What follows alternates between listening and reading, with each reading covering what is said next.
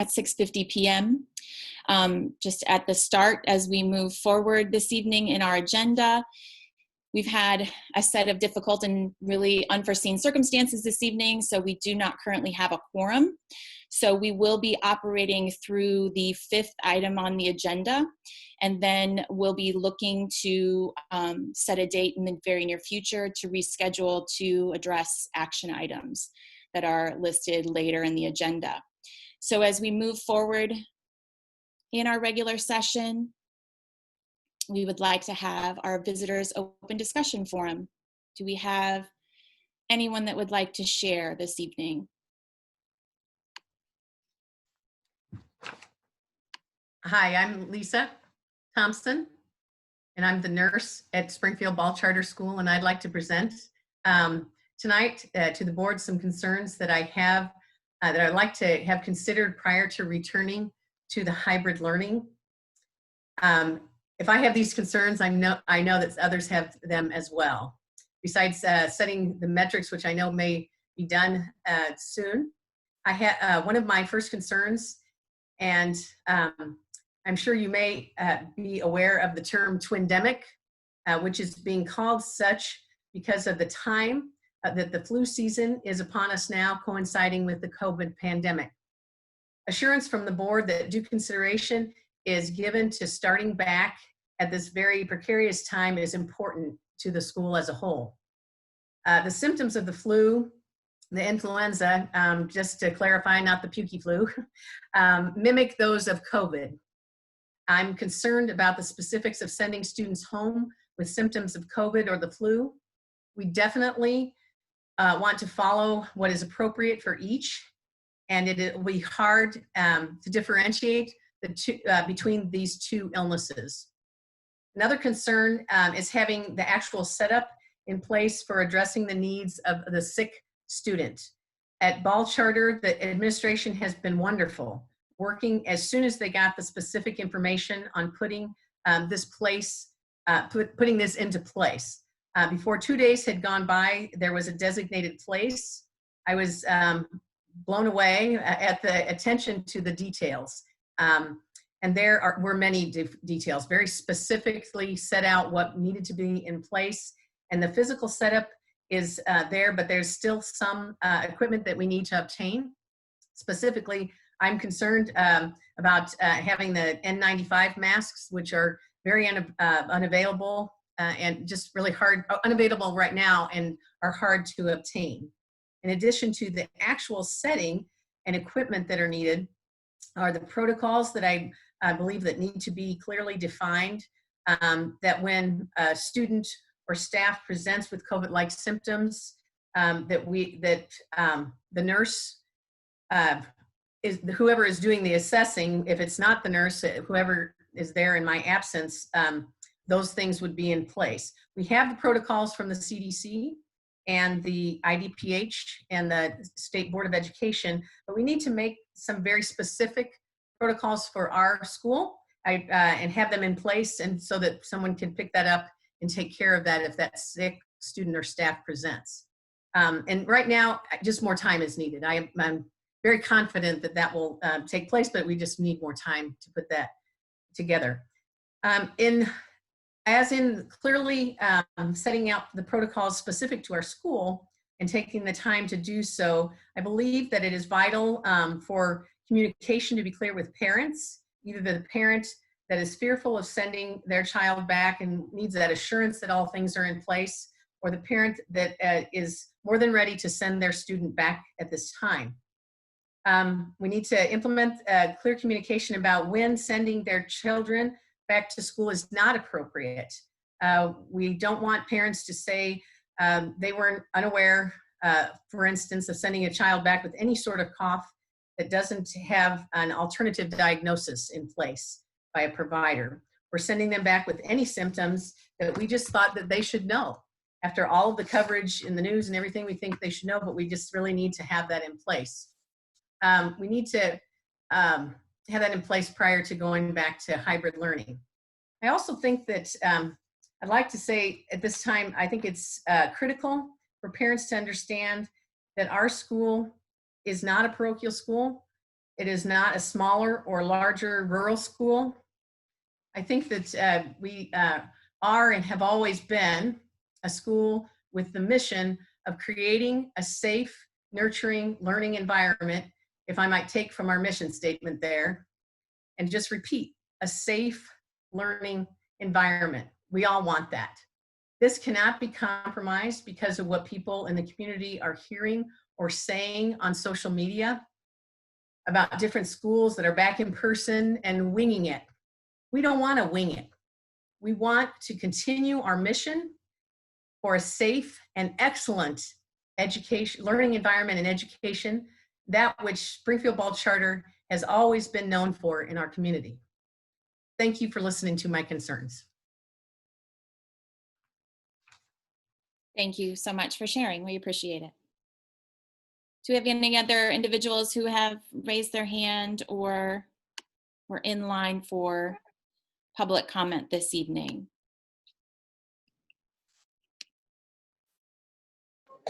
I would like to raise my hand, but I don't know how. No worries. Can you just identify, give us your name? Yeah. Hi. Hi. Sorry. That's okay. No worries. Just know that we do ask that you keep your comments to 2 minutes, and Mrs. Marquise will be running a timer as well, just to give you an idea of when that time is up. Okay, thank you. My name is Lydia Darden, and I have a 3rd grader and a 1st grader, and then I also have 2 little ones at home as well. And I just wanted to kind of go off what the nurse said about having a safe but exceptional education. And I just feel like the exceptional education part is kind of failing, and it's not the teacher's fault. I think it's just because of what it is. It's just you can't expect every home to be a place that it can actually be a good learning environment. I am a mom that actually cares and tries, and there are kids that they don't even have that, but I am trying so hard to make sure my kids are excelling, and they cannot because of the environment we're in, with little kids and dogs and a husband working from home.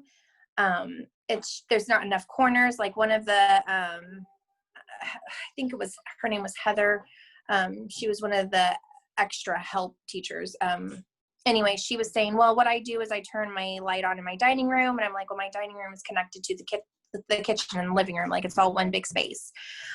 There's not enough corners. And I just feel like if the primary could just go back, maybe if we just do it kind of like a slow, because even my 3rd grader is able to do it, but my 6-year-old is struggling. He's struggling in such a way that he is saying he's done with life. He's done with this thing. He doesn't want to be a thing anymore. I just feel like it is beyond the capability of asking little kids to be able to just keep doing Zooms. So that's all I need to say. Thanks so much for sharing, Lydia. We appreciate it. Any other visitors that would like to speak? This is Brooke. I would also like to make a comment.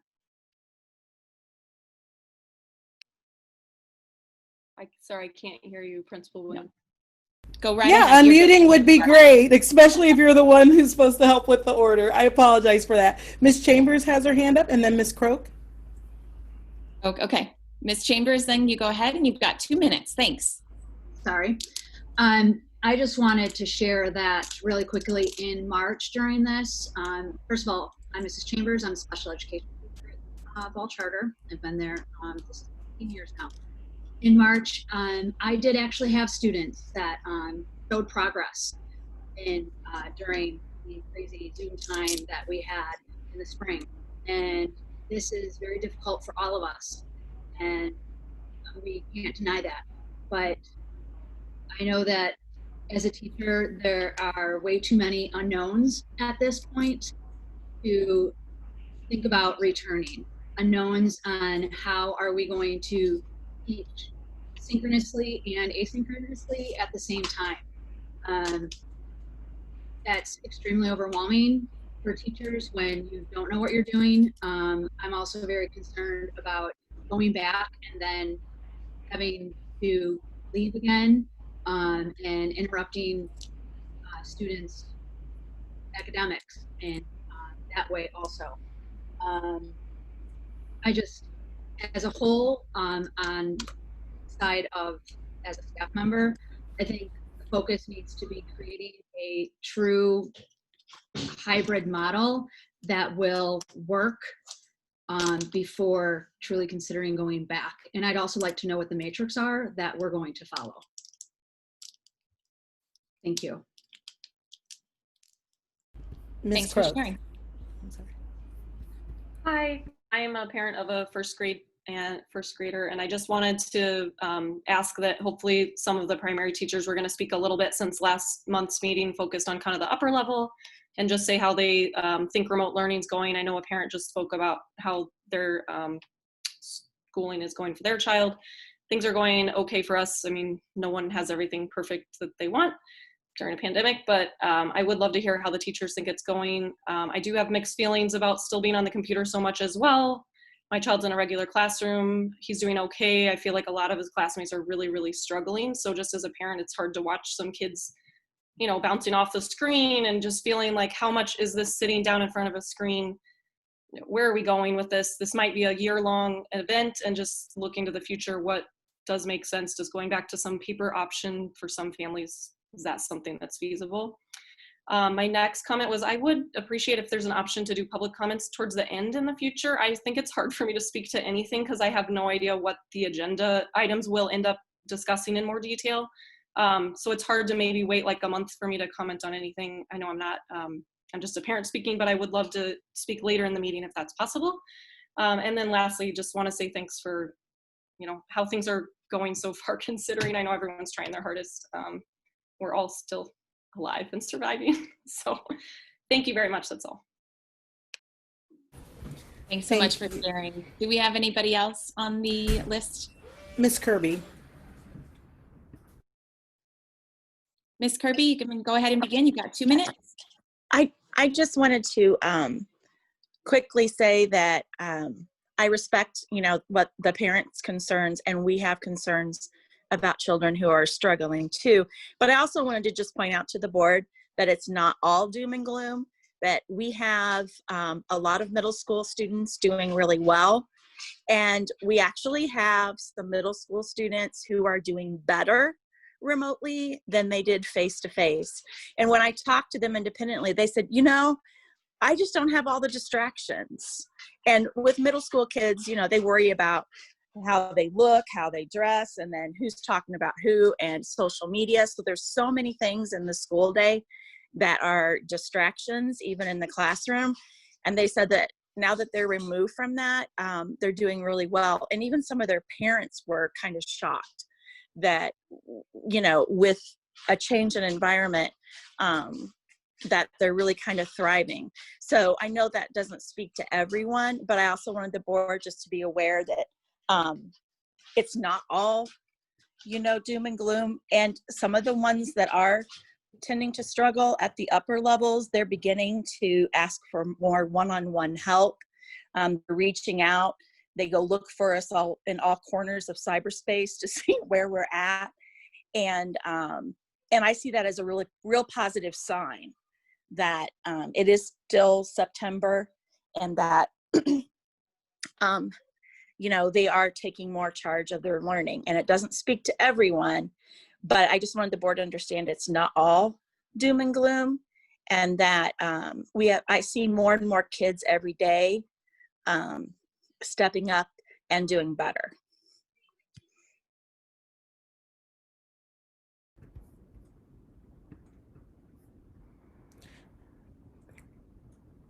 And then, thank you, Ms. Kirby. And then Erin Sullivan, our tech teacher. Hi, I'm on as Janine Chambers. Unmute. Sorry.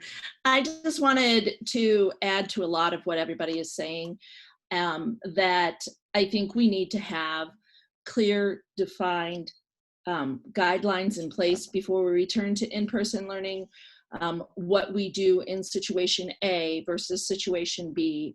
And with a lot of bodies moving through the building, there is greater chance for exposures and things of that nature. I also want to say that I think whatever changes come down the line, that as teachers, we all need enough time to prepare for that. We can't just decide, and I think parents as well, we can't just decide that tomorrow we're going back. And I know I haven't heard you guys' plan, so that may be something you're already addressing, but I would hate to see them say, we're gonna go back on Monday on a Friday, because that won't be enough time for families and teachers to prepare. So I think we really need to have a good strategy in place.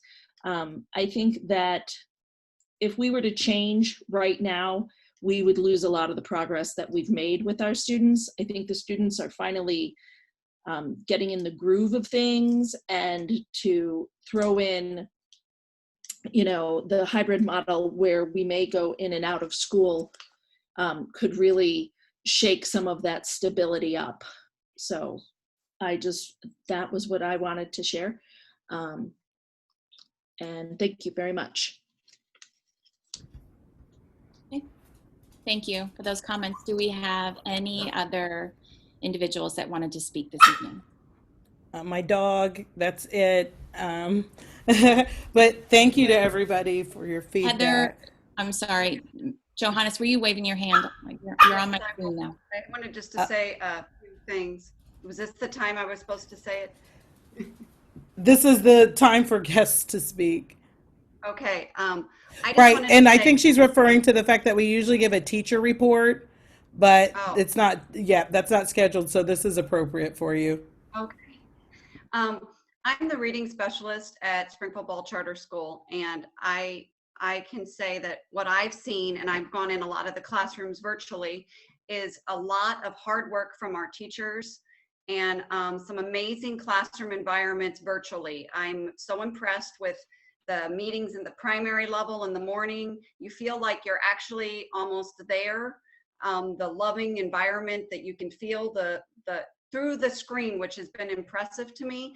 I've also noticed that at all levels, the teachers are working so hard. What I can say is, as a reading specialist, when I've done some reading tests, some assessments with our ERLA, I've been impressed. Some of the kids have moved up a level, like I didn't know where they would be, and when you're able to come in and be at grade level, many of the kids that we've tested, when we ended the year in March, that has been tremendous to see.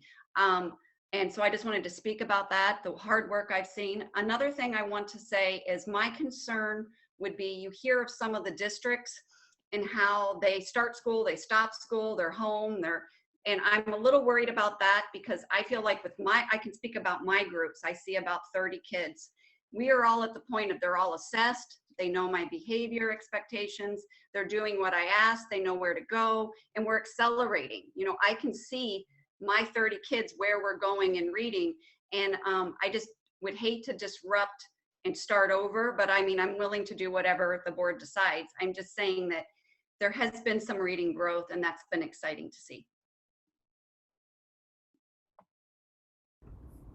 Thank you so much for sharing.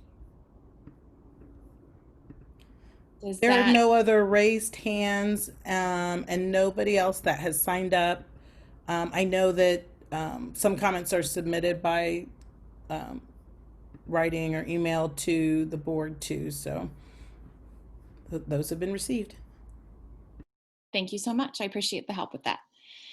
Then just moving forward with president comments and any board salutes at this time, we just want to again affirm our appreciation to families and to our staff members who have done such an amazing job in maintaining this remote learning time. We know it's challenging. We know it hasn't been, without its bumps in the road and difficulties with technology and everything else that could happen within that time frame, and how hard it is to juggle all of those pieces, and that the planning is intense and the preparation is equally intense. So we appreciate everyone's efforts, and we also appreciate that so many stakeholders are sharing their voice with us, because that's really part of the mission of this school, is to have everybody's voice heard. So we appreciate everybody speaking up and sharing with us.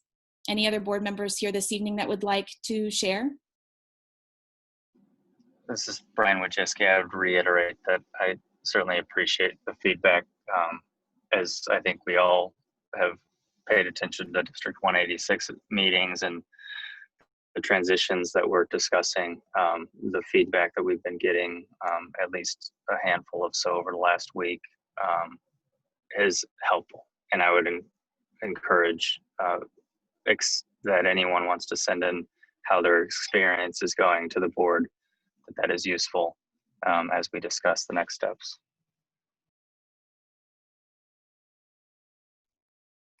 Thanks. And then also just to reaffirm that we would not make an impulsive decision, that we are looking closely at data within our area and considering how we would implement and utilize data, and then also knowing that it would never be fair to families or to staff members to make a quick decision. We would never put anyone in that kind of a position. So we will do it with careful studying of information and then also with consistent communication.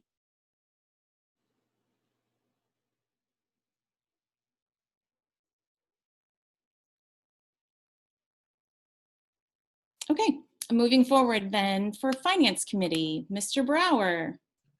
Yes, ma'am. I want to take a moment and introduce Jim Hogue with Eck, Schaefer and Punk. Jim's company did the FY20 audit, and I appreciate Jim's patience this evening and getting to him at a later than normal date or time. So, Jim, are you there? I'm here, yes. Okay. Let me just mention to the board, you should have received a hard copy of the FY20 audit in the mail, and you also got an electronic version via Cherie's electronic board packet. So, Jim, take it away. Okay, thanks, Scott. So as Scott said, my name is Jim Hogue. I'm a partner with the accounting firm of Eck, Schaefer and Punk, and we did perform the audit of the school for your fiscal year ended June 30, 2020. Previous to this meeting tonight, I went in a much lower depth through these financial statements and through the audit process, maybe about 2 weeks ago or so, and spent about an hour or so walking through a draft of the report and talked in pretty good detail about the audit process. So what I'm here tonight is really just give you an overview of the audit process, hit a few highlights in the report, and answer any questions that you might have. So as Scott referred a minute ago, there's really two documents that we issued related to this audit. There's the letter that has bottom left-hand corner reads required communications, and then there's the standalone audit report that reads financial statements and independent auditors report. The required communication letter really is a communication that we have anytime we perform an audit. It summarizes high points and low points during the audit or draws attention to any low points. Happy to report that there were no low points during our audit process that got attention drawn to in this letter. And if I was really briefly going to summarize the letter, what it would effectively say is, although this was obviously a strange audit with the break in your operations during the March timeframe and how your operations were significantly impacted, our audit practice has been impacted as well as we work through the audit process with our various clients. The transition for your audit particular was a little bit easier than most because, as Scott would tell you, we typically do our audit remote anyway for the school. Scott does a fantastic job getting the information ready. We get a backup of your QuickBooks file, take that back to our audit.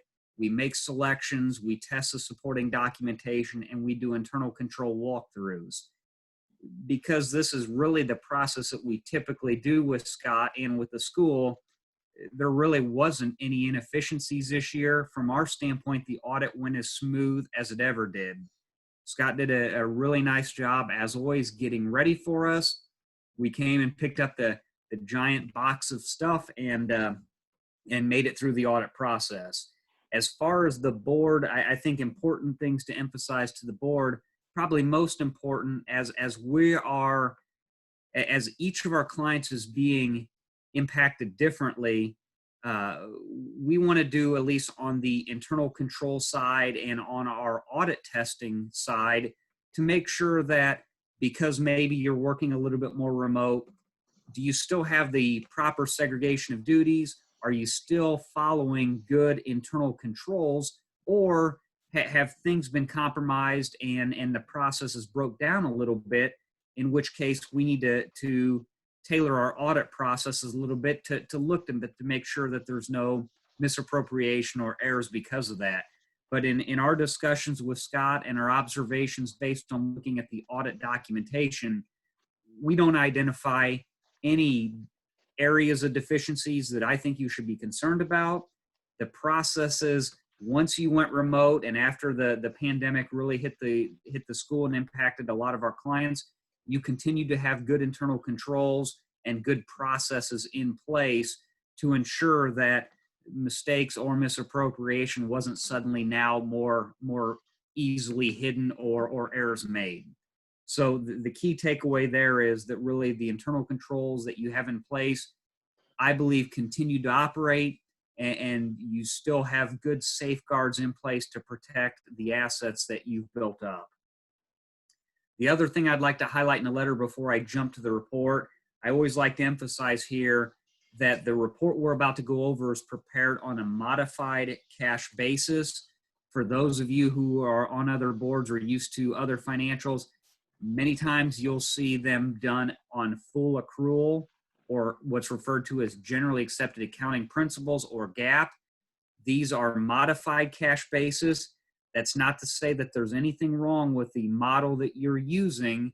Many of my smaller nonprofit clients use a modified cash basis because, quite frankly, they don't have 3 or 4 accountants in their accounting staff to make sure everything's full accrual, and they have the resources and time to get full accrual statements at the end of every month. So with that, I'm going to jump briefly into the financial statements, and then, like I said, we'll open it up for questions. And if I was going to pick about 5 minutes, the highlights from that, I think it would be the following things I'd like to brush upon. The third page in, and if you don't have it in front of you, that's okay, is the narrative titled Independent Auditors Report. And what that effectively does is that is our opinion on these financial statements. In our opinion, they are presented fairly in accordance with that modified cash basis that we spoke about earlier. In our testing, we believe that your assets, your liabilities, and your income and expenses are materially stated properly in these financial statements we're about to go touch upon. So page 5 of the document is your statement of financial position. In the for-profit world, a lot of times you hear this referred to as your balance sheet. Shows the assets, then the liabilities, and then the net assets of the school at June 30, 2020, which is the end of your fiscal year, and compares it to June 30, 2019. So you can see fluctuations between the 2 years. If you looked at it, you would see that the asset section, the school continues to have a very strong asset area, largely comprised of cash and cash equivalents and investments. Your cash this year was up about $193,000 from the prior year. And really this is a retention of a net income. So the school, once again, had a very strong operating year, and the excess of those revenues over your expenses really led to the increase in your cash during the year. The net asset or net worth section of this statement of financial position, mathematically, this is your assets minus your liabilities, give you kind of that retained earnings or net assets area. The net assets of the school at June 30 of 2020, $1,936,000 roughly, up about $178,000 from the year before. Again, that $178,000 increase is the net income, or the amount that the revenue exceeded expenses during the year. As we look at that very next page, page 6, that's the statement of activities. this really shows you the revenues in the top section, your expenses broken down by function, getting you to a change, third line from the bottom, or net income during the year. That 178,000 third line from the bottom is the increase that we've been talking about when we are on the statement of financial position. And again, that increase came from the excess in the revenues on the top section over your expenses in the bottom section. Very briefly to hit the revenue section, your revenues were about just under 4.8 million for your fiscal year ended June 30th, 2020. That's up about 375,000 from the year before, largely driven from that very top line here. Your Springfield Public School District 186 revenue was up because there was a fairly significant increase in the per capita funding. So that line item was up about 460,000, which drove the increase in your revenue. On the expense side, your expenses were 4.6 million and some change. They were up about 435,000 in total expenses during the year. And that's really a reflection of some budgeted items and some items that you had typical increases in. The three biggest increases were in your salaries and your related benefits. The second was in your rent. And for those of you who have were here for when the rent agreement with 186 was entered, effectively your rent is a percentage of that per capita amount that you receive. And so with the increase in the per capita funding this year, you have an equivalent percentage increase in that rent line item. And finally, the other largest increase or significant increase this year, your technology expenses were up, largely driven by a $70,000 Chromebook purchase that you had during your fiscal year end 2020. So although your revenue is up, your expenses were up as well, getting us to that net income number that I've talked about. The following pages 7 and 8 give detail of those expenses. I'm not going to spend any time going through those unless there's any questions. We spent a fair amount of time in that finance committee going at a much lower level and talking about some of those fluctuations, but I've hit the high points there. I promised I would do about 10 minutes. I'm hit that mark right there. We covered a lot of items there. Are there any questions about the audit process or the numbers, or as you've looked at the report, any questions on the things that I didn't cover during this meeting? Okay, hearing none, I would just make the offer that ultimately I work for this board. If there's, we went over this very quickly. If one of the board members has a question that they want to reach out to me and ask offline tomorrow or later as it hits you, touch base with Scott and he can give you my contact information, and I'll make sure that we go over things so that we can understand it if I went too fast here. Thank you, Jim, Okay. so much. We always appreciate how thorough you are. And like I told you during finance committee, if you can make me understand it, we're in good shape. Thank you for your time tonight, Jim. I appreciate it. Okay, thank you very much. The balance of the Finance Committee report is with the profit and loss report. I don't really have anything other than what's in the report, and that is to say that August tends to be the time period for which we start paying for instructional materials and things, technology, things like that we've ordered in July, given fiscal approval to do so. So as you look through there, you'll see many things like instructional materials expenses starting to hit the books in August.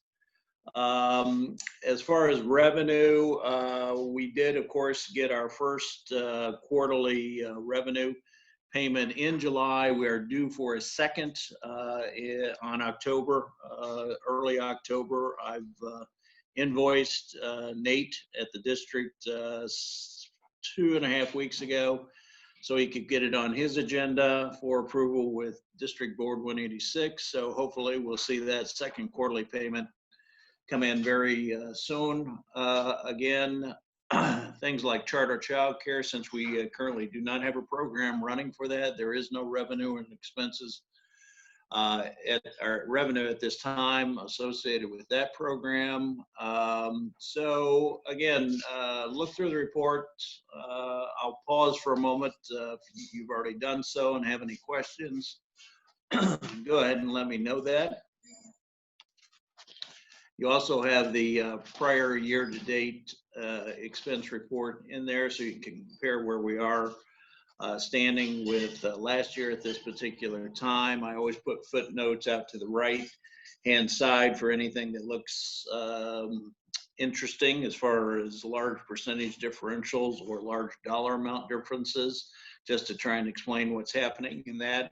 A lot of times it has to do with invoicing with the district. So look through that. Excuse me. I'm all choked up over these numbers.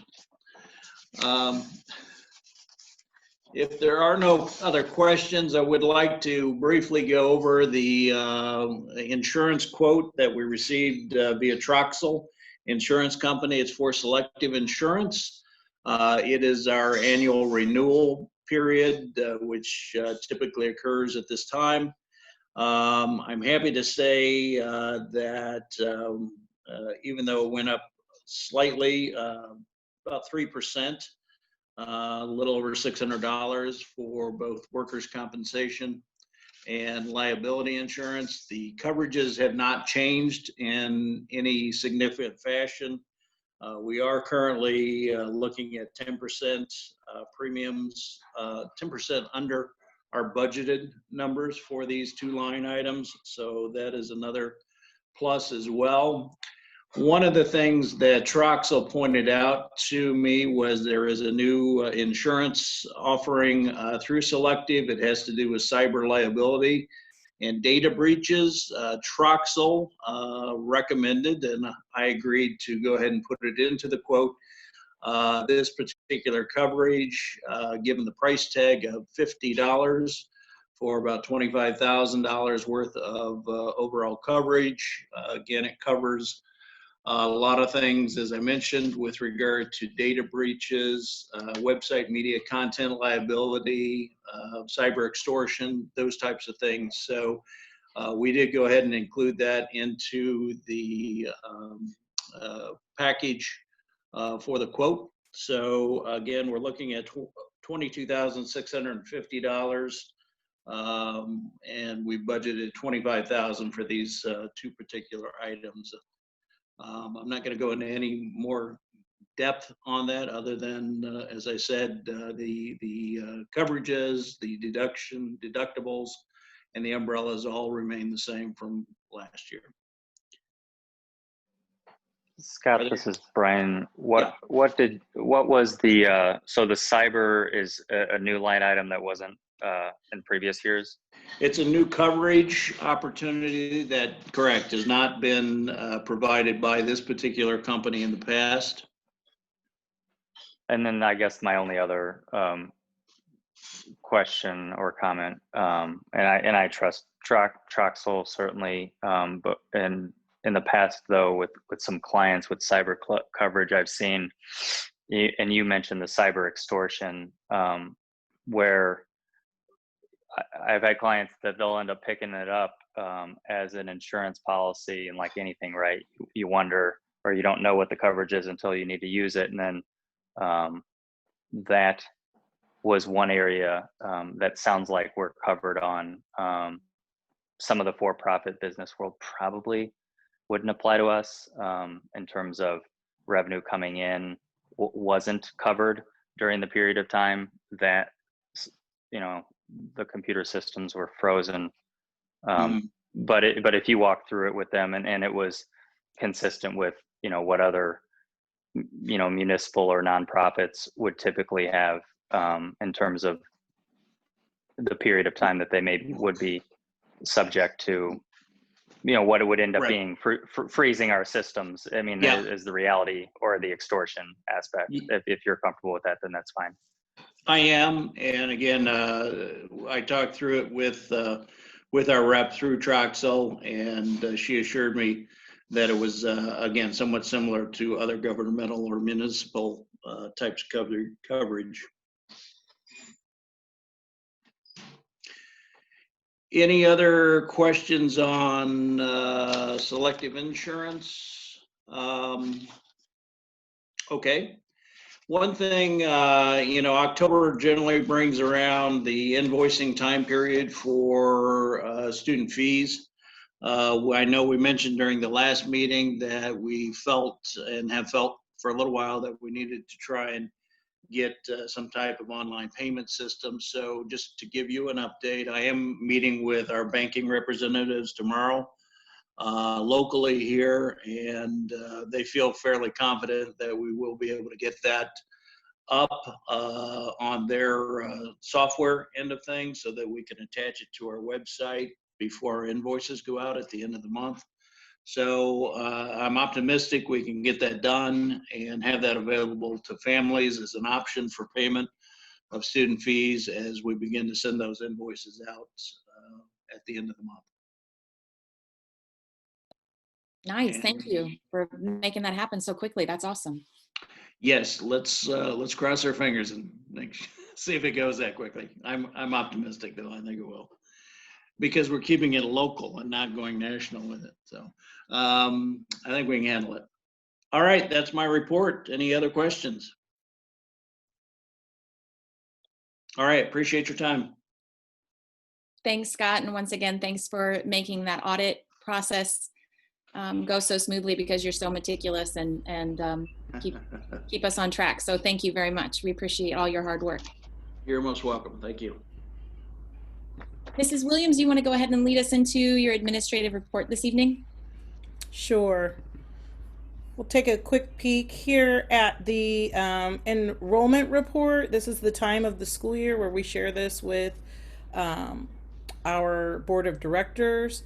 The total enrollment as of September 25th, 2020 was 396 students. That is in alignment with our required enrollment for our charter. There are 44 new kindergarten students. 20 of those are siblings, which I think is notable and speaks to the way we like to serve our families here at Ball Charter. There are 16 new students in 1st through 8th grade. One of those being a sibling, for a total of 60 new students in our K through 8 building. Our enrollment role traditionally has included an ethnicity analysis. And so I'll just kind of let you take a look at that.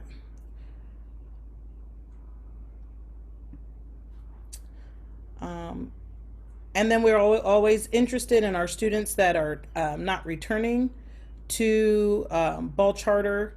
That number for this year is 19.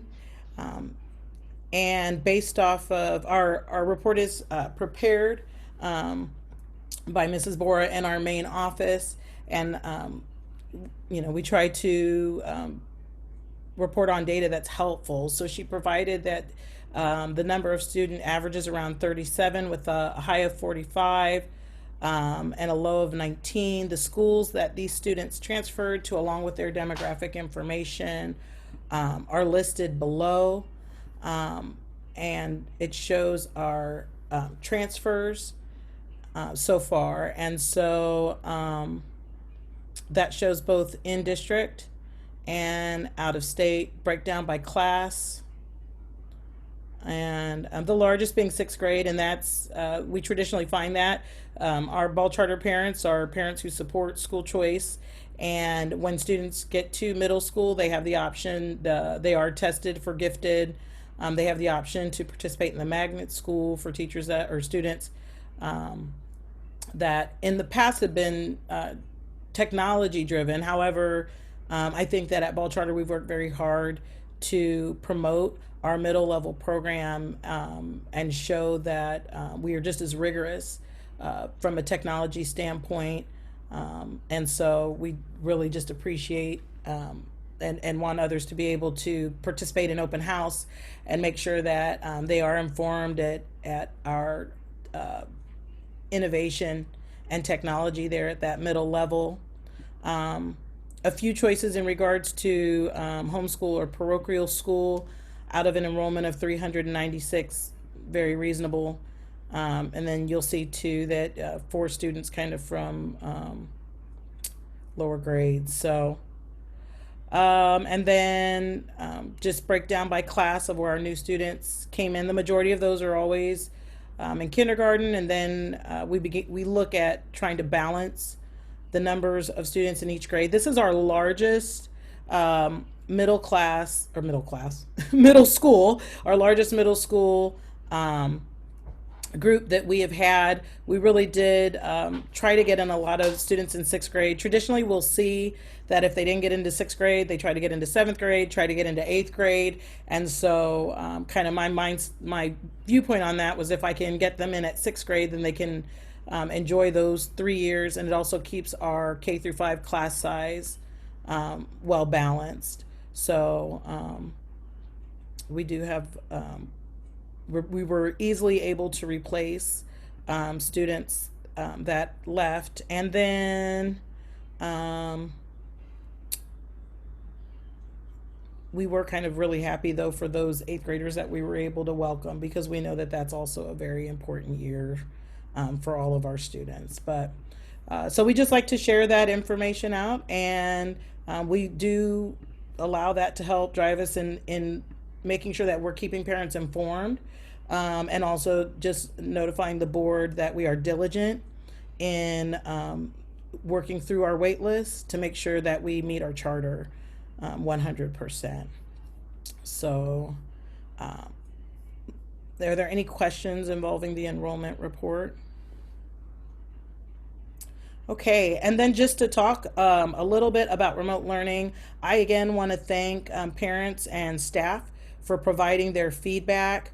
Mrs. Harrison and I are in the office every day, and so we do receive phone calls or emails, and I do feel that it's important.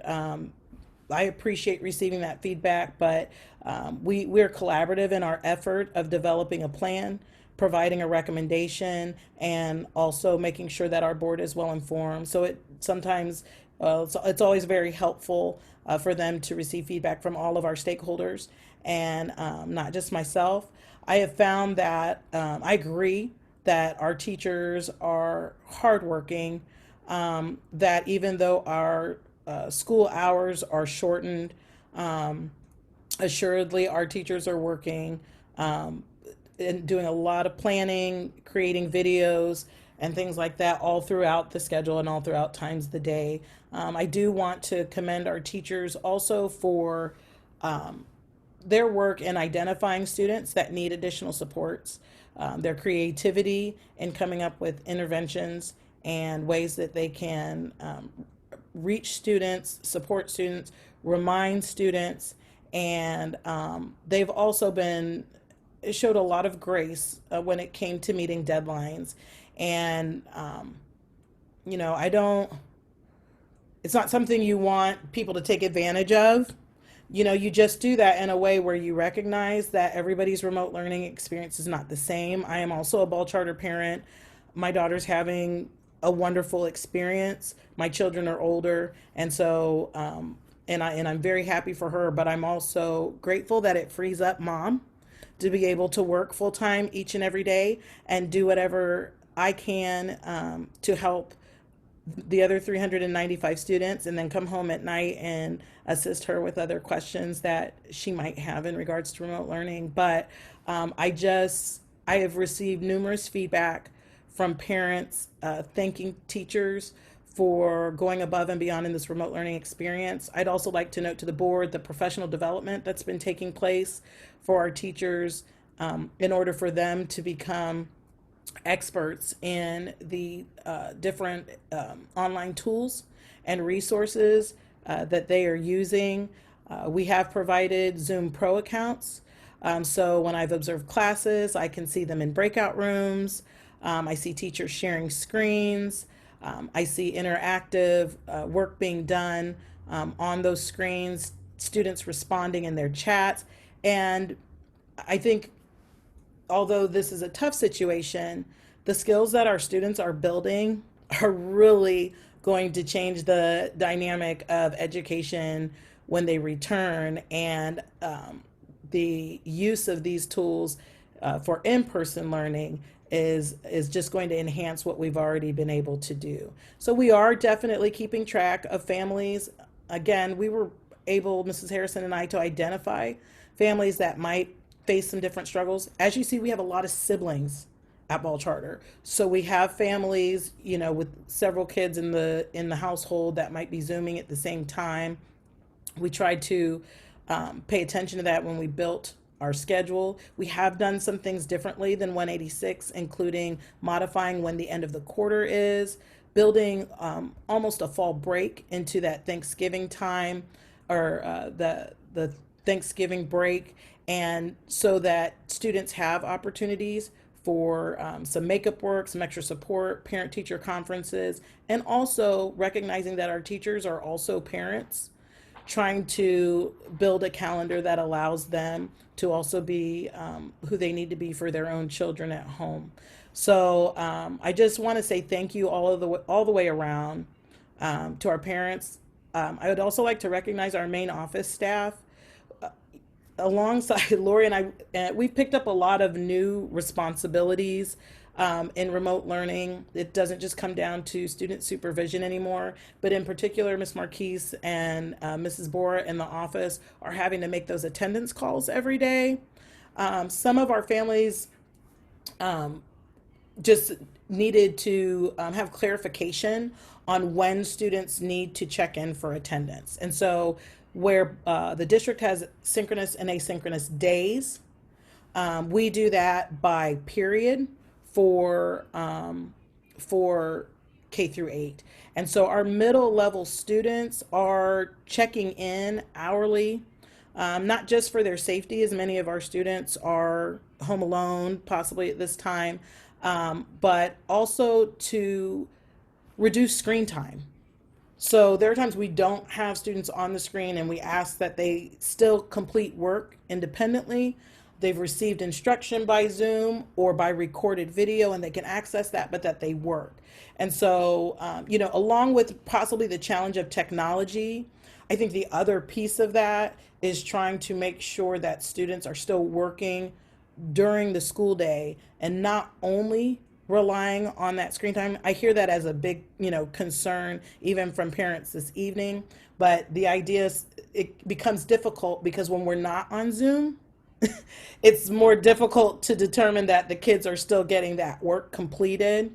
And so at least at the middle level, we do have hourly attendance. And then K through 5, our teachers work really hard to make sure they dojo out messages. But generally, those are students with parents nearby. And so it's helpful. But like I said, kudos to that main office team. Making those calls every day is very difficult and very tedious. But as we watch those numbers go down and our students become more accustomed to the schedule, and parents having an understanding of how asynchronous and synchronous time must be documented, we are seeing improvements in that area. I would also say that those new responsibilities include visiting homes to trade out technology, to assist with home Wi-Fi. Ms. Harrison, you can chime in, but I think we've given out nearly 50 hotspots. Yes, we still have a waiting list of about 30 people. Okay, and those are coming from District 186, and so we've received guidance on that and make sure that we keep our wait list populated as parents call in for that support. So just trying to help on all fronts, all hands on deck, and but we are seeing good numbers for attendance. I have not had an opportunity to compare those district-wide, but I would, you know, I would say I believe Ball Charter will be at the top of that list. And we also started earlier, so our kids were really set in their routine and a better understanding. So that's kind of, I did point out with parents that we have to please make sure they're aware of our calendar. I sent that out in an email. I'm trying to make sure that I robocall if there is a change and if District 186 is off one day and we're not. But all of that information remains on our school webpage. The daily schedule is posted Tuesday through Friday just by clicking our banner or visiting the blurbs on the side. The end of the quarters are indicated there, and middle level is coming up in October. So we just keep trying to point things out and keep people as informed as possible. But thank you so much to our teachers, our literacy coaches, our special education staff, and our Encore teachers. And I will say, as a ball charter parent, you know, my child is getting, and other children, actual Encore experiences. I've teased Miss Tatum because kids are worn out after PE sometimes, and then have to go to a math class or something like that. But I'm so excited. And the Encore teachers did reach out for a support from administration financially to be able to send home jump ropes, balloons, art supplies. Our music students have recorders. And so we are really giving them just, I think, the best experience that we can in this situation. Being multi-age and having low class size contribute to allowing us to be the best school that we can be. So, Ms. Harrison, do you have anything to add? I don't. I just echo what you say in that the staff, the board, the parents are doing the best that they can in these unprecedented circumstances. And kudos to everybody, and just keep up the good work and hang in there. Hang in there is right. So the last things we kind of have coming up, we are going to host a virtual talent show. We've had some students already submit video for that. Today, Mr. Brower and I discussed an upcoming assembly opportunity. A Beautiful Tomorrow was one of the best middle level assemblies that we have. They are offering a virtual opportunity. So we're gonna we want to reach back out to Beautiful Tomorrow and bring that into our students so that they can view that. And then also, I want to also commend a group of staff members, not necessarily just teachers, but staff that have signed up to be Cheetah Pals.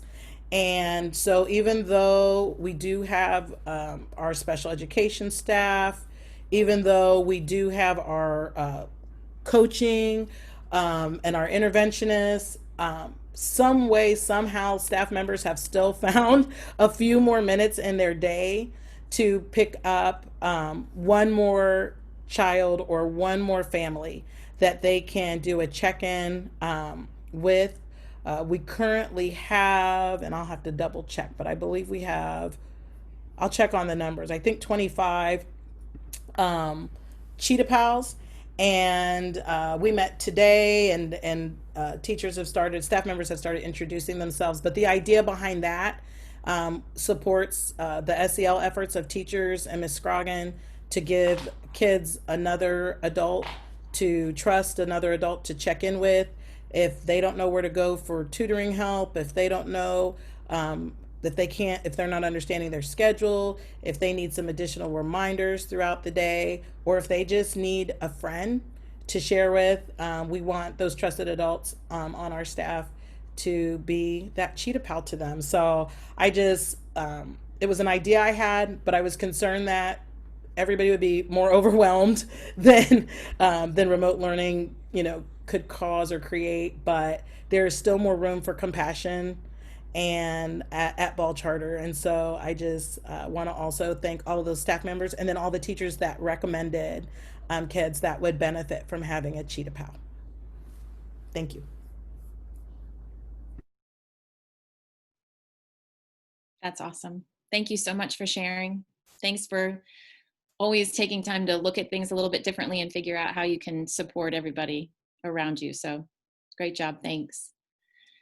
Is there at this time any other business to come before the board? All right. So Mary, this was just one thing real quick. Sure. Because I'm, in the public comments, there are certainly some comments about metrics, and just to acknowledge that, we are, as a board, trying to collect them and a lot of it is public information. A lot of it's on the state IDPH website or the Sangamon County website. About 3 weeks ago, I think IDPH added the school and county metric that more or less Springfield 186 was referring to in their 4 categories.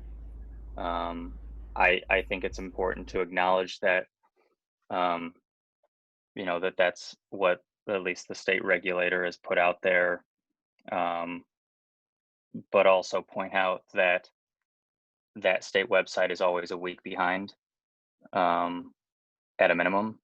And so we've been trying to do our best to collect the data by manually looking at it on a daily basis. And that the youth cases are probably, in my opinion, going to be one of the harder ones to get quickly and consistently between the state and the county regulator. But certainly from my perspective, I'll try to do my best to help with that for the board with those 4 categories of positivity rate, new cases, youth cases, and cases per 100,000 for you know, any decision making, ideally to be within, you know, 2 weeks of giving everybody time for any transition we would try to do. Thanks for clarifying that for us. I appreciate it. So at this time, we will adjourn our session of the Board of Directors, and we will be looking forward to scheduling a special session to clean up our action items and move forward with those as well. At this time, we are adjourned for the evening. Thank you, everybody.